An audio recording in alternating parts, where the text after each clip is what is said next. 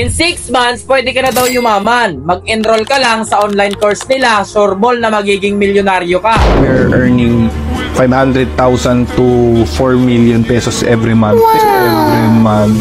May nag-aalok na ba sa'yo ng ganitong scheme? Easy money daw at no risk. Maglalabas ka lang ng certain amount at sitting pretty ka lang, tatanggap ka na ng monthly income. Wow naman! Sana all! Kung ganun lang pala kabilis yumaman, bakit hindi yumaman yung buong pamilya nung mismong nag-aalok?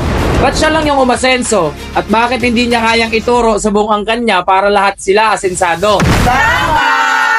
Curious lang kami, pakipaliwanag nga, ang gagaling nyo kasi.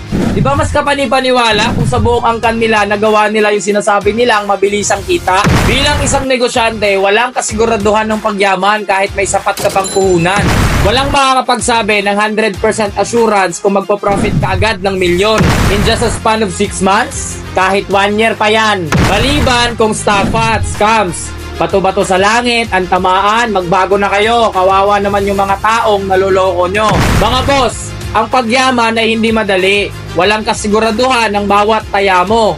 Kung mananalo ka ba, o matututo ka lang. Pero kung gusto mo talagang umasenso sa buhay, maging matapang kang sumubok ng sumubok. Dahil ibibigay din sa'yo yan kapag kumpleto ka na sa kaalaman at experience.